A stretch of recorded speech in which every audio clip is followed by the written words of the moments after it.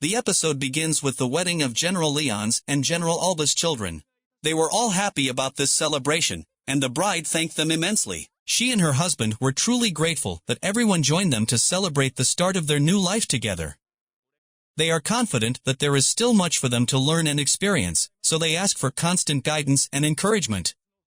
The applause from everyone makes them happy, and they are pleased with them. Then General Leon and Alba approached Tuya and expressed their gratitude, as they had said some words to congratulate them on this day. They believe that the Strand family is truly blessed to have such a strong bond. Afterward, the general's daughter called Tuya, and he hurried to her. This girl came to Tuya to inquire about the date of their wedding ceremony. She is ready to marry into the Brunheld family in any season. Tuya asked her to lower her voice a little since they have not officially announced it yet.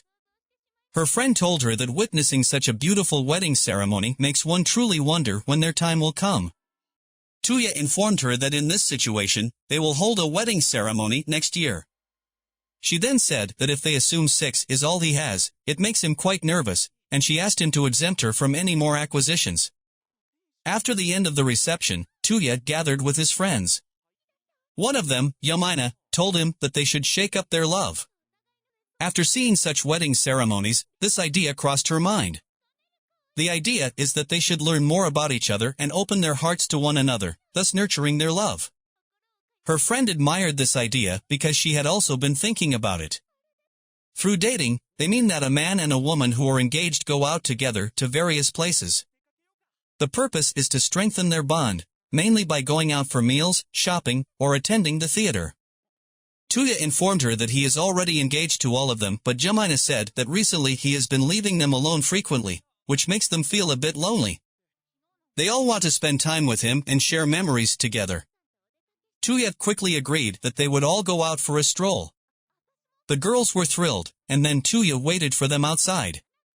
They went to him, and Yamina specifically requested that they visit Zanuck Hall for a day like this.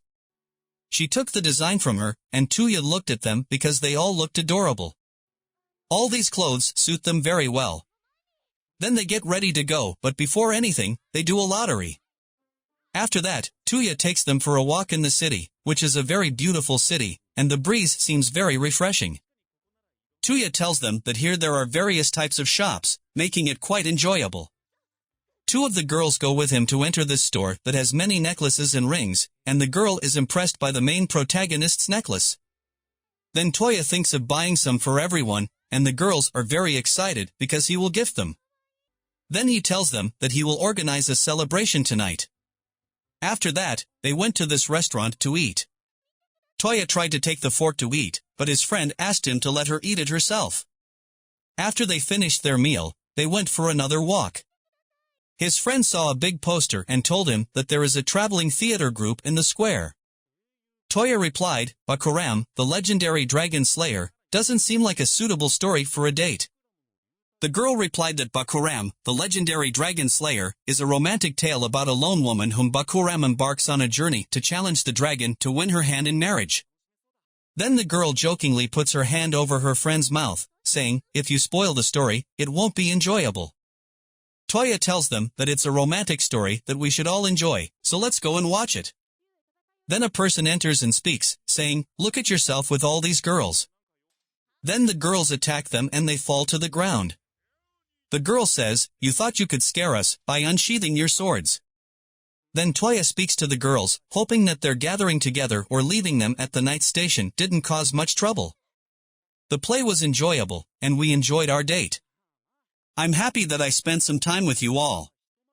The girls are very happy, and they say, we'll always stay together and hurry back to our homes. Then Tuya says to himself, I want to enjoy these smiles forever. When they arrive home, they find this girl and she screams in their faces because they left her alone. The next day, we see Tuya with the girl to spend a day with her, and she is very happy about this outing. Tuya tells her that they can go out together since he has free time. She responds that it's very kind because everyone lives their lives with a smile in this country, and she says, you're a good king. Then she asks him about his worries since they are together, so he should be more confident and do whatever he wants to do. Tuya laughs and says to himself, I was satisfied with a country name only, and it only represents my family. I want to do everything I can so that the people of this country can live happily. Then we see Fukuoka contacting Toya and telling him that she has finished extracting the ether liquid, surprising Toya, and he quickly rushes off. Then, Toya goes to the robot, which has been prepared and fueled. They are now waiting for the crucial moment when this huge robot will move. Everyone here is excited. Toya communicates with Yae telepathically, asking if she is ready or not. The assistant tells him that she is ready at any time and waiting for the signal from Toya. At that moment, Toya gives the command to the robot to start moving, and it begins to move and responds to Toya's call. Then the girl, after trying the robot, comes out and informs them that driving it is very easy. The green-haired princess talks to Toya, mentioning that he is not the first person to drive it, as she has been waiting for this moment for over a month. Toya explains that Yae has the least ability among the girls, and if she can drive it smoothly, the rest of the girls will be able to drive it easily. Meanwhile, the robot starts moving on its own, surprising Toya. However, the girl next to him assures him not to worry because her younger sister is now the one driving it and she entered on her own.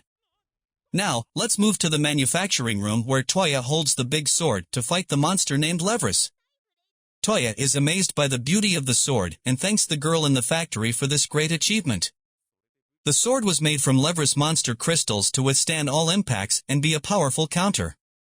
It can easily defeat the monster. They managed to collect several parts in the warehouse to make many swords and shock absorbers. The girl also tells Toya that she made 10 swords alongside a lot of crystal bullets. At that point, Toya asks her about the news regarding the robots, and she answers that things are good, but there is a material that is not available, which is the orichalcum. He must provide it to complete the manufacturing process. Then Toya goes out to the street, still thinking about preparing this material. In that moment, Yamina and Lu approach him, hugging him, and they talk to him about being lost in thought. He tells them that he needs more orichalcum for the frame gears, but he doesn't know where to get it. Yamina suggests that it might be available in metal and blacksmith shops, but it won't be enough because it's an extremely rare metal with a high price. Toya suggests saving up until they can afford it, but then an idea crosses his mind, and he takes out his phone to search for golem orichalcum. He finds a lot of it and plans to embark on a journey to gather as much as he can. This will be his first time going there, and he doesn't want to take them with him because he'll be using the flying ability, and it might be scary for them. Then Toya sets off alone, and after some time, he approaches the designated location. As he flies, he notices smoke in the town. The fire was burning the houses, and as he gets closer, he sees Levris monsters everywhere. The soldiers are fighting them, but the monsters are overpowering them. In the midst of the chaos, Toya sees the girl leader trying to guide the soldiers to confront the monsters so that the townspeople can escape. She then engages one of the monsters in combat, but her sword shatters. It is tougher and stronger than steel. The monster starts attacking her, and just in time, Toya saves her. Then Toya saves the princess and defends her at the right moment, striking the monster and breaking it with his sword, which was made from the same body as these monsters and is called freeze. He must eliminate all of them by obtaining their cores, as that will put an end to their existence. Toya is excited to see the performance of this sword in action. He then asks the princess to leave the village and evacuate its inhabitants to ensure their safety. Toya uses his special enhancement technique and eliminates all of these monsters, breaking them into small pieces. Everyone is astonished by his speed and strength. Afterward, the princess informs him that there are many wounded individuals. Toya tells her that he will treat the injured using his magical technique. He proceeds to heal all the wounded instantly, leaving the princess amazed. She asks him who he exactly is, and he introduces himself as Toya Mitsuzuki. Toya mentions that he was just a passerby and apologizes for not knowing that she was the first princess of the Knight's Kingdom of Lestia. The princess thanks him for his assistance, and Toya is surprised to learn that Lestia is a huge kingdom ruled by a king of knights. He humbly introduces himself as the Duke of the Grand Duchy of Brunhild. The princess tells him that she has heard a lot about him and that they referred to him as the little king who rose to become an adventurer and mediator, solving problems in many countries. Toya modestly states that he is not great to that extent. The princess compliments Toya, mentioning his skill with the sword and his intelligence. Toya explains that the only reason his opponent wasn't suitable for her is that she is highly skilled in sword fighting as well. He then asks her permission to take parts from the defeated monsters. The princess reveals that she defeated them herself and tells him that he has the right to take them. Toya notices her desire for a similar sword, considering the power he demonstrated in defeating those monsters. He decides to bring her one using the transfer technique from the storage and gives it to her, suggesting she can also take one for the royal family. This gesture brings immense joy to the princess, who expresses her gratitude and accepts the gift happily. After that, Toya asks for permission to leave and continues on his mission. He proceeds to eliminate the golden beast and transports it to the storage using his technique, intending to make use of it. Suddenly, while walking in the forest, he notices a deer seemingly conveying a message of danger. Toya quickly follows the deer and arrives at a river where he finds a severely injured girl covered in blood. Her injuries are severe, and blood is pouring from all over her body. Toya uses his healing technique with all his might to treat her. He realizes that she regains consciousness briefly but quickly loses it again. The episode ends with the question of who this girl is and who inflicted such a severe injury on her. The answers will be revealed in the next episode, so stay tuned.